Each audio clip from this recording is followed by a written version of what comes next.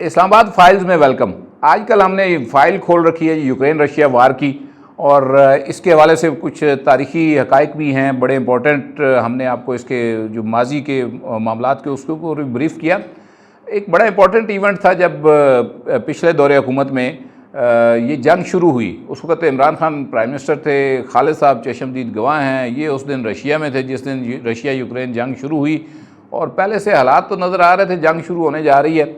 तो खालिद साहब एक तो ये बताइएगा कि ये जो सारा इवेंट है जिस तरीके से अनफोल्ड होता है, इसका एक पूरा बैकग्राउंड है जिसमें थोड़ा बहुत हमने अपने नाज़रीन को बताया। 2010 के बाद अगर जायज़ा लें इस सारे तारीख़ी तनाज़े का, और फिर आपके जो वहाँ के पाकिस्तान का प्राइम मिनिस्टर का उस वक्त का विज़िट था रशिया का, और व्लादिमीर पुतिन से इमरान खान की मुलाकात भी हुई थी। आप भी मीडिया टीम के ऐसा थे। जंग जब शुरू हो गई 2022 फरवरी 2022, तो उस वक्त वहाँ पे क्या सूरत हाल थी, और कंपैरिजन अगर आप ड्रा करना चाहें आज जो इस वक्त सूरत हाल है, कैसे देखते हैं आप इस सारी सूरत? ये खुसूसी तौर पे इस्लामाबाद से जंग शुरू कराने मॉस्को गए। अच्छा, ये है कि ये क्रीमिया का वही मसला था जो 2013 और 14 में इनका तनाज़ा था। रशिया ने दोबारा से उसके ऊपर कब्ज़ा कर लिया क्रीमिया के ऊपर। वहाँ पे जो बगावत थी उसको भी कुचल दिया गया। बहुत सारी कैजुअल्टी हुई उस सारे इशू में। और जो वहाँ के थे 2014 में रूस नवाज जो विक्टर यानोविच इस तरह का नाम था उनका, यानुकोविच। जी हाँ, इनके एक तो नाम बड़े मुश्किल है, इनके याद नहीं रहते। और ये इनकी हुकूमत का तख्ता उड़ दिया गया था और ये मुल्क से फ़रार हो गए थे। और फिर 2014 में रूस ने क्रीमिया पर जो फौजी कब्ज़ा किया था, उसके बाद एक रेफरेंडम कराया गया जिसके बाद क्रीमिया का इलाक़ जो है दोबारा से रशिया के साथ कर दिया गया। लेकिन रशिया जो है वो यहाँ तक रुका नहीं था, उसने मज़ीद शहरों के ऊपर अटैक किए, मज़ीद शहर भी कब्ज़े में लिए, और फिर ये काम बढ़ता बढ़ता 2022 तक जो है वो तेज़ हो गया। जब 2022 में भी बेस तो ये बनी कि नेटो का वो हिस्सा बनना चाहते थे, और ये चाह रहा था नहीं, मतलब वही पुराना ही तनाज़ा था। उनकी दरख्वास्त या 2008 की दरख्वास्त पड़ी हुई थी नेटो का हिस्सा बनने के लिए, वो पेंडिंग चल रही है, अभी तक चल रही है। तो ज़्यादा ज़ाहिर है उसके लिए कंसेंसस दरकार है जो अभी तक नहीं है। और एक इंतहाई क्रूशल वक्त में हमारे प्राइम मिनिस्टर इमरान खान ने ये दौरा किया था। अगरचे उन्होंने सारी जो हमारे स्टेक होल्डर हैं उनसे पूछ के ये दौरा किया था, लेकिन उसके ऊपर बड़ी तनकीद हुई। उस वक्त भी हुई जब हम वहाँ पे मौजूद थे, उस वक्त भी हुई, और बाद में भी उनके ऊपर बहुत तनकीद की गई। एक जंग का जो माहौल है वो बड़ा खौफनाक था वहाँ पे। 23 दौरा शेड्यूल पहले हो गया था, हालात खराब चल रहे थे, ये किसी को अंदाजा नहीं था कि जिस दिन पहुंचेंगे उस दिन जंग शुरू हो जाए। बहुत सारे लोगों ने, जो हमारे पॉलिटिकल सेटअप था, उसने कहा कि ये दौरा मंसूख कर देना चाहिए, लेकिन फॉरेन ऑफिस ने ये कहा था कि नहीं, शेड्यूल विजिट है और ये 16 साल के बाद हो रहा है। किसी भी प्राइम मिनिस्टर का दौरा तकरीबन 16 साल और इसका एक खालिद साहब पूरा पर्सपेक्टिव है। पाकिस्तान की जो कोल्ड वार थी रशिया की, उसमें पाकिस्तान का एक रोल रहा, और रशिया की बहुत ज़्यादा तहफ़्ज़ात थे पाकिस्तान के हवाले से, मगर ये क्रेडिट जनरल क्यानी को जाता है। जनरल अशफाक परवेज़ क्यानी ने जब वो वाइस आर्मी चीफ बने, फिर आर्मी चीफ बने, तो उन्होंने जो है वो बल्कि DGISI बने और फिर आर्मी चीफ बने, तो एज अ DGISI उन्होंने इनिशिएट किया था रशिया के साथ रवाबित, और फिर जब वो आर्मी चीफ बने तो उनको आगे बढ़ाया। तो वो जो आइस ब्रेक थी वो जनरल क्या, मुझे याद है कि उनके यहाँ पे कुछ ऑफिशियल्स आए थे, हमारी उनसे मुलाकात भी हुई रशियंस के जनरल क्यानी के दौर में। तो एक जुमला उन्होंने कहा था कि पाकिस्तान में भी आपने देखा है कि पढ़ा लिखा जर्नल जो है वो आर्मी चीफ बन गया है, तो वो उनकी बड़ी स्ट्रेटेजिक। अब आप असल में ये 16 साल का जो गैप था ना, ये कवर करना चाह रहे थे हमारा फॉरेन ऑफिस भी, हमारी मिलिट्री क़यादत भी, और ख़ासकर पॉलिटिकल क़यादत। इमरान खान उनसे तेल मांगना चाह रहे थे, गंदम मांगना चाह रहे थे, तजारत करना चाह रहे थे। वो चाह रहे थे मैं गया और मैं दौरा कामयाब होगा। बड़ी हद तक उसमें पेशरफ हुई जब वो वहाँ पे थे, लेकिन 23 की रात को जब रशिया ने हमला कर दिया, रशिया की तवक्को नहीं थी कि इमरान खान के विज़िट के दौरान ये हमला कर देगा। शायद उन्होंने प्लानिंग की हुई थी पहले, लेकिन ऐसा अचानक उन्होंने यूक्रेन पर हमला किया कि पाकिस्तान का दौरा ख़तरे में पड़ गया। उस वक्त 22 की रात को मुलाकात नहीं हुई थी, मुलाकात अभी नहीं हुई थी। 22 की रात को उन्होंने ऐलान, मुख्तलिफ AFP थी, उसने खबर चला दी कि इमरान खान का दौरा मनसूख हो गया और पुतिन के साथ मुलाकात पाकिस्तान में भी चल रहा था कि मुलाकात ये दौरा खत्म किया जाए। हम होटल में मौजूद थे, इमरान खान साहब के कमरे के बाहर मौजूद थे। उन्होंने देखा कि बाहर कुछ शोर पड़ा है, वो फ़ौरन बाहर आए। उन्होंने आके देखा कि कुछ लोग कह रहे हैं कि दौरा मनसूख हो गया, तो उन्होंने बिल्कुल वहाँ खड़े होकर कहा कि नहीं, दौरा मनसूख नहीं हुआ, 2 घंटे के बाद मेरी मुलाकात है पुतिन के साथ और मैं जा रहा हूँ मुलाकात करने के लिए। उसके बाद ये माहौल चेंज हुआ, जंग शुरू हो चुकी थी। दूसरी तरफ एक तरफ इनकी मुलाकात शुरू हो गई। ये मुलाकात शेड्यूल थी 2 घंटे की, लंबे बड़े मेज़ के ऊपर। लेकिन ये मुलाकात तकरीबन 6 घंटे तक चली, जिसमें उन्होंने अपनी फैमिली के साथ भी उनकी मुलाकात कराई।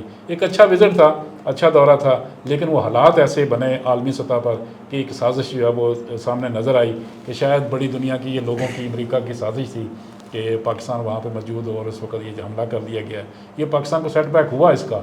बहुत सारे मुल्क नाराज़ भी हुए, हमारी अपनी इस्टेब्लिशमेंट के कुछ लोग नाराज़ हुए कि ये दौरा नहीं होना चाहिए था, लेकिन एक लिहाज से कामयाब दौरा भी था। गैप था 16 साल का, उसके में वो दौरा हुआ। देखिए ये तो दो मुल्कों की सतह, प्राइम मिनिस्टर कोई भी हो, प्रेसिडेंट कोई भी हो, दो मुल्कों के रवाबित होते हैं। मेरा नहीं ख्याल कि इसका कोई जो है ना उस वक्त यूक्रेन की सूरत हाल से कोई इमरान के दौरे का कोई ताल्लुक नहीं हो सकता, मगर वो अटैक कर दिया उसने। उनकी जो चॉइस ऑफ टाइमिंग थी ना पुतिन की, उनको तो ज़ाहिर बात है पता था, तो वो अनेक्स करना चाह रहे हों शायद पाकिस्तान के लिए वो फिट नहीं थी, पाकिस्तान के लिए, क्योंकि वहाँ इमरान खान की मौजूदगी, पाकिस्तान के वज़ीर आज़म की मौजूदगी, पूरे डेलीगेशन की मौजूदगी, और रशिया ने उसके ऊपर अटैक कर दिया। पाकिस्तान की मौजूदगी जो है ना उसको सेटबैक हुआ कि वहाँ पाकिस्तान को इस मौके पर नहीं होना चाहिए था, आगे पीछे दौरा हो जाता तो ज़्यादा बेहतर था। फैसल साहब, ये एक पुरानी जो डिटेल पेश की है खालिद साहब ने कि किस तरीके से जो है वो डोंबास का जो सारा वाक़या है, और उसके बाद फिर वहाँ से चलते चलते मुदाखलत बढ़ती गई और यहाँ तक पहुँच गए। यूक्रेन ने भी काफ़ी गलतियाँ की माजी में, जो उसने अनेक्स करने की कोशिश की यूरोप के साथ, अपने जो हमसाया मुल्क है रशिया, जो उससे ताकतवर भी था, बड़ा भी था, और एक वक्त में बड़े अच्छे ताल्लुकात भी थे। अब मुज़ाकरात भी जारी हैं, और इस जंग का ये जो पस मंज़र है, इसको मद्देनज़र रखते हुए मुज़ाकरात का फ्यूचर क्या आप देखते हैं, और यूक्रेन जो है वो अब क्या, उसकी क्या पॉलिसी हो सकती है, या आप जो करना है वो जंगल के बादशाह ने करना है और यूक्रेन ने देखना ही है? बटी साहब, जैसे खालिद साहब ने जिक्र किया, असल में बुनियादी तौर पे यूक्रेन की मुल्का सरहद पे जो है वो तकरीबन 1 से 1.5 लाख फ़ौजी जो हैं वो जनवरी 2022 में स्टेशन हो चुके थे और मुकम्मल तौर पे तैयार थे।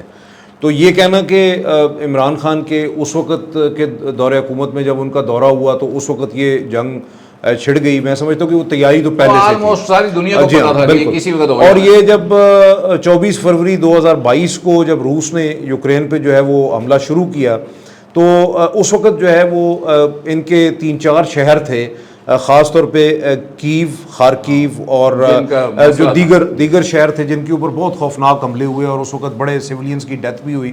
मार्च और अप्रैल 2022 में जो है वो रूस की अफवाज ने कदरे रिट्रीट करना शुरू किया मुख्तलिफ ममालिक की मुदाखलत के बाद। जी हाँ, तो नहीं, मार्च अप्रैल 2022 में ही उन्होंने थोड़ा सा रिट्रीट करना शुरू किया था, जिसके बाद यूक्रेनी फोर्सेस ने अपने इलाकों में दोबारा जो है वो अपना कंट्रोल हासिल किया था। सितंबर 2022 में ये मुख्तलिफ शहर थे जिनमें लुहानस्क था, इसके अलावा जो है वो डोनेत्स्क एक जगह थी, इसके अलावा जो है वो ज़ाविरज़िया एक जगह थी, और इस तरह खुरसून जो है के इलाके थे जिनके ऊपर जो है वो रशिया ने ये दावा किया कि उन इलाकों को रशिया ने कब्ज़ा करके और अपने साथ शामिल कर लिया है। इसके बाद अक्टूबर 2022 में जो है वो रूस के ऊपर एक अटैक यूक्रेन ने किया, जिसके बाद जो है वो क्योंकि ये सिविलियन इंस्टॉलेशंस पे अटैक था, तो रूस ने जो है वो ताबड़तोड़ हमले जो हैं वो शुरू कर दिए यूक्रेन के मुख्तलिफ शहरी इलाकों के ऊपर। तो बुनियादी तौर पे ये जो रस्साकशी है रूस और यूक्रेन के दरमियान, इसमें एक चीज़ को नहीं भूलना चाहिए कि रूस जो है वो इस वक्त जो है वो यूरोप के 28 ममालिक समेत तकरीबन 30 से 40 ममालिक का मुकाबला कर रहा है, और उसके यूक्रेन के पीछे ये 30-40 ममालिक खड़े हैं जिस पे बिलियंस ऑफ डॉलर्स की एड दी गई है यूक्रेन को। दुनिया का तमाम जदीद तरीन असलहा, मिज़ाइल और बहुत सारी चीज़ें जो हैं वो यूक्रेन को फराहम की गई हैं, और मेरी इतलात के मुताबिक और जो रिटन हिस्ट्री है, बहुत सारे इसके जो है वो रिकॉर्ड्स मौजूद हैं कि बहुत सारे यूरोपियन ममालिक से मिशनरीज़ जो हैं वो बाकायदा जो है वो लड़ने के लिए, जिनको हमारे यहाँ जिहादी कहा जाता है या यूरोप कहता है कि जी इस्लामिक जिहाद और फलां और ये और वो, तो यूरोप से बहुत सारे जिहादी, अमेरिका से और वहाँ ऑस्ट्रेलिया से लोग बाकायदा लड़ने के लिए यूक्रेन में मौजूद हैं।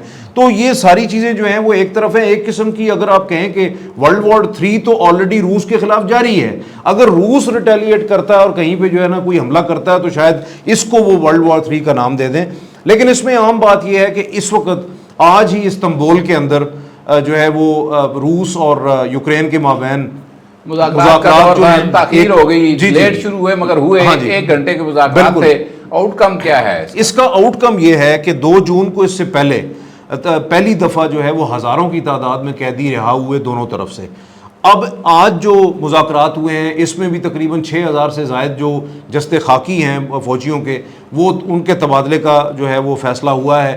इसके साथ साथ मज़ीद हज़ारों जो कैदी हैं, फ़ौजी कैदी हैं, ख़ास तौर पे 18 से 25 साल तक के, उनको रिहा करने पे इत्तफ़ाक़ हुआ है। इसी के साथ साथ जो बच्चे और बुज़ुर्ग और मुख्तलिफ़ शहरी जो कैद में हैं इस वक्त रूस की, उनको रिहा करने का फैसला हुआ है। लेकिन इसमें अभी तक जो है ज़ाहिर है ये एक एक स्टेप आगे चल रहा है, सिलसिला बड़ा मुश्किल है, लेकिन अमन की तरफ एक कदम ज़रूर है। इसके साथ साथ अभी तक जो है वो एक तजवीज़ है मुकम्मल तौर पे जंगबंदी की, जिस पे अभी तक इत्तफ़ाक़ राय नहीं हो सका। इस वक्त ये भी कहा जा रहा है कि मुकम्मल तौर पे दोनों तरफ से जो है वो तमाम के तमाम कैदी और तमाम सिविलियन शहरियों को जो है सिविलियंस को रिहा कर दिया जाए, लेकिन अभी तक मगर इस जंग में फैसल जो सबसे बड़ा नुकसान आप कह लें दोनों ममालिक का हुआ, इसकी जो कैजुअलिटीज़ हैं, जो अमवात हैं इस जंग की, उसकी अभी तक कोई अदाद शुमार सरकारी अवेलेबल नहीं है दोनों तरफ से। जो अवेलेबल डाटा है उसके मुताबिक 80,000 लोग जो है वो इसका देखें डॉनबास में जो मारे गए। और जंग हुई एक रिपोर्ट ये बताती है, अनऑफिशियल है, वो ये कहती है कि ये दोनों तरफ से जो मरने वाली इस जंग लुकमा अजल बनने वाले लोगों की तादाद है, शहरियों की भी और फौजियों की भी, वो 1.5 लाख के करीब है। तो इसको अगर मद्देनजर रखें तो ये दुनिया की बड़ी तबाहकुन जंग साबित हुई है। जी बिल्कुल ऐसा ही है, इसमें कोई शक व शुबा नहीं है। लेकिन ये जो मुज़ाकराती अमल है इसमें एक और चीज़ बड़ी आम है कि यूक्रेन अभी भी बज़िद है कि वो यूरोपियन यूनियन में शामिल भी होगा और नेटो की जो है वो रुकनीत भी हासिल करेगा। इसी के साथ साथ रूस के ऊपर जो आलमी पाबंदियाँ हैं उस पर यूक्रेन ये कहता है कि अगर उसके ख़ात्मे के लिए यूक्रेन कोशिश करेगा, अगर कुछ यूक्रेन के जो नुकात हैं उन पे जो है इत्तफ़ाक़ राय हो जाए। और इसी के साथ साथ उसने एक मशरूत किया है कि अगर रूस जो है उसको ज़र्रे तलाफ़ी जो है वो अदा करे तो रूस के जो मुंजमद असासे हैं उनको जो है वो गैर मुंजमद करने के लिए यूक्रेन जो है वो अपनी काविशें करेगा। तो इस वक्त जो है इन मुज़ाकरात की ख़ास तौर पर यूक्रेन की तरफ से जो उनके वज़ीर दिफा हैं रुस्तम उमरोव, वो 14 रुकनी वफ़द की उन्होंने क़यादत की, और रूस की जानिब से जो है वो व्लादिमीर मेडनिस्की हैं जो कि व्लादिमीर पुतिन जो हैं सदर हैं रूस के, उनके मुतमद ख़ास हैं। तो वो रूस की जो वफ़द है उसकी क़यादत कर रहे थे। इंटेलिजेंस चीफ खुद आज मुज़ाकरात में बैठे हुए थे, तो उनके बड़े अहम दिफाई अहदेदार भी इसका हिस्सा हैं। खालिद साहब, ये जो अलाइनमेंट बन रही है इस वक्त इस जंग के बाद, अब देखिए मुज़ाकरात का कोई ख़त्म तो नहीं हुई, ये एक अच्छी बात है कि मुज़ाकरात का बायकॉट नहीं किया गया, जारी हैं। मुज़ाकरात का कोई ख़ास मुस्तकबिल नज़र नहीं आता इस हिट के बाद जो ज़ेलेंस्की और उसकी जो इंटेलिजेंस है उसने मारी है। जो फ्यूचर अलाइनमेंट है यूरोपियन, आप चूँकि ये कवर भी करते हैं फॉरेन अफेयर्स को, अब क्या अलाइनमेंट बन सकती है इसके बाद? क्योंकि देखें एक चीज़ तो क्लियर है कि चीन और नॉर्थ कोरिया जो है वो रशिया के साथ खड़े हैं बाय ऑल मीन, हर तरह से, फ़ौजी हवाले से भी, टेक्नोलॉजी के हवाले से भी, मतलब। तो बाकी फिर दुनिया जो है वो कैसे आप देखते हैं कि अब उसके ऊपर मसलन बहुत सारे ममालिक हैं जो यूरोपीय यूनियन का हिस्सा हैं लेकिन वो सामने आके रशिया के ख़िलाफ़ बात नहीं कर रहे, तो आप अब आगे अलाइनमेंट क्या देखते हैं? देखिए जी, आज जो मुज़ाकरात हुए हैं ना उसमें जो एक आखिरी पॉइंट था ना वो ये भी था कि पुतिन और जो यूक्रेन के प्रेसिडेंट है मुलाकात कराई, डायरेक्ट मुलाकात कराई जाए ताकि टेंशन का खात्मा हो। लेकिन ये अभी पॉसिबल नहीं है क्योंकि पुतिन के इस वक्त दिमाग में वो बदला चढ़ा हुआ है, वो इस वक्त छोड़ेगा नहीं, क्योंकि यूरोप के लिए आज रात और कल रात वो मेरे ख्याल में पूरा यूरोप सोएगा नहीं, क्योंकि जब तक उसने हमला नहीं कर लेना उसको भी चैन नहीं आना, क्योंकि काफ़ी नुकसान हुआ है उसका। दूसरा ये है कि ब्लॉक की जो सियासत है वो मौजूद है, अभी तक ब्लॉक की सियासत ख़त्म नहीं हुई। चाइना का अपना ब्लॉक है, अमेरिका का अपना, यूरोप का अपना है, रशिया का अपना है। ये सारी ब्लॉक की जो सियासत है इसके लिए अब इम्तिहान एक आ गया कि ये लोग कहाँ खड़े होंगे, यूरोप के साथ खड़े होंगे, यूक्रेन के साथ खड़े होंगे, रशिया के साथ खड़े होंगे। पाकिस्तान के लिए भी इम्तिहान है कि पाकिस्तान ने कहाँ खड़े होना है, चाइना के साथ खड़े होना है, अमेरिका के साथ खड़े होना है, यूरोप के साथ खड़े होना है। ये सब रियासतों के लिए इस वक्त इम्तिहान है, पूरी दुनिया के लिए। अरबों के लिए तो सबसे ज़्यादा इम्तिहान है कि अरबों का कुछ पता ही नहीं है कि उन्होंने किस साइड पर जाना है। हमारे तो फिर भी चाइना का एक ब्लॉक है, हम चाइना की तरफ चले जाते हैं, जहाँ भी बढ़ती है, अमेरिका की तरफ भी चले जाते हैं। लेकिन ये सब के लिए एक इम्तिहान है कि अगर आज रात को रशिया अटैक कर जाता है यूरोप के ऊपर तो फिर क्या पोजीशन होगी। इसके ऊपर आज सारे जो डिप्लोमेट हैं, आज जो सीनियर क़यादत है वो सारी गौर कर रही है इसके ऊपर कि इसके बाद क्या करना है, किसकी साइड लेनी है, कहाँ पे जाना है और ये मामला कहाँ तक जाएगा। दूसरी तरफ जो आप देखें कि अभी अभी इतला आई थी कि जो वहाँ पे बॉर्डर के एरिया मौजूद हैं उसके ऊपर रेड अलर्ट जारी किया गया है कि कोई शख्स जो है यूरोप क्रॉस नहीं करेगा।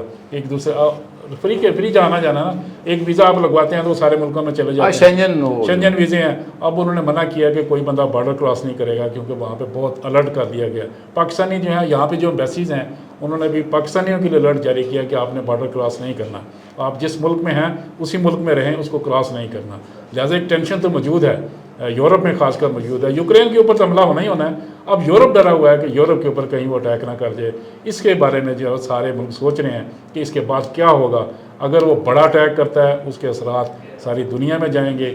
हम तो क्योंकि इस रीजन में रहते हैं, हमारे साथ तो ज़रूर असरात पहुँचेंगे। अगर वो एटमी को हथियार इस्तेमाल कर जाता है उसके बाद क्या नताइज होंगे, एक संगीन सूरत हाल इस वक्त मौजूद है। ये स्टैंड ऑफ फैसल कितना प्रोलॉन्ग हो सकता है, शार्टली बताइएगा। यूरोप के साथ जो स्टैंड ऑफ शुरू हो गया, बाकायदा नॉमिनेट कर दिया ना, रशियंस ने बाकायदा नॉमिनेट कर दिया है, यूरोपियन 3 कंट्री को तो नॉमिनेट कर दिया है। साथ उन्होंने यूएसए को भी वार्न किया है, ट्रंप को, कि बाज रहें आप, इनकी इंटेलिजेंस को ट्रेन करते हैं। तो ये कितना प्रोलॉन्ग हो सकता है ये सारा एस्केलेशन है?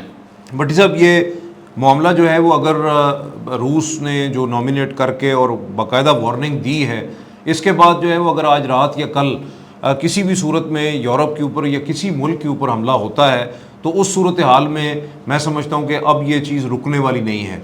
ये मामला जो है वो आगे चलेगा और इसकी कोई हम ये तारीख, हतमी तारीख नहीं दे सकते कि अगर ये अटैक होता है तो उसके बाद यूरोप जो है उसका रद्द-ए-अमल क्या होगा। क्या अमेरिका जो है वो नेटो के जो एग्रीमेंट साइन है, क्या अमेरिका खिसक रहा था आहिस्ता आहिस्ता? जी, लेकिन वो नहीं हो सकता। उसकी वजह ये कि नेटो को लीड करने वाला मुल्क अमेरिका है और उस नेटो के एम्बेड के अंदर, उस तंजीम के अंदर बुनियादी तौर पे उसका 1 पॉइंट एजेंडा था। ये नेटो बनी वारसा पैक्ट के मुकाबले में थी और जब वारसा पैक्ट मौजूद था तो सोवियत यूनियन मौजूद था। तो एक ख़तरा जो है बहरहाल रूस से था जिसकी वजह से नेटो बनी थी। अगर सोवियत यूनियन ख़त्म हो गया तो नेटो को भी ख़त्म हो जाना चाहिए था, वारसा पैक्ट ख़त्म हो गई थी। लेकिन क्योंकि एक ख़तरा मौजूद था लिहाजा नेटो बाकी रही। अब नेटो का बुनियादी मकसद यही था कि मगरबी ममालिक का तहफ़्फ़ुज़, जो भी वो मुल्क उसमें मौजूद हैं वो ज़ाहिर है उसमें अपनी फ़ंडिंग भी कंट्रीब्यूट करते हैं, असलहा भी कंट्रीब्यूट करते हैं। मेरे ख्याल में ये उन तमाम ममालिक के लिए, जिसमें तुर्की भी मौजूद है, और तुर्की का इन मुज़ाकरात की मेज़बानी करने की एक बुनियादी वजह भी यही है कि वो रूस और यूक्रेन को अपने मुल्क में बिठा के अमन मुज़ाकरात इसलिए भी कर रहा है कि तुर्की जो है वो नेटो का दूसरा बड़ा कंट्रीब्यूटर मुल्क है, बहुत ज़्यादा उसकी फ़ौज उसमें शामिल है। और अगर खुदा न खास्ता रूस की जानिब से कोई रद्द-ए-अमल आता है तो न सिर्फ यूरोप जो है उसके ऊपर जो है वो असरात मुरतब होंगे, तुर्की के ऊपर भी होंगे, अमेरिका के ऊपर भी होंगे। तो ये मेरे ख्याल में जो है अगर रूस ये इकदाम उठा जाता है जो कि काफ़ी अरसे से धमकियों तक जो है वो महदूद था और इंतबाह तक महदूद था, अगर ये होता है तो ये फिर अनएंडिंग जो है एक न ख़त्म होने वाला एक सिलसिला शुरू हो जाएगा। नाज़रीन, ये जो जंग है ये नेटो वर्सेस रशिया बन रही है, हालात वाक़यात यही बता रहे हैं और ये एक बड़ी जंग की सूरत इख्तियार कर सकती है और इसमें ज़्यादा देर दिखाई नहीं देती। आप चैनल को ज़रूर सब्सक्राइब करें, बेल आइकन प्रेस करें और अपना फीडबैक भी ज़रूर दीजिएगा। इसके ऊपर मज़ीद इन्फॉर्मेशन आपको देते रहेंगे।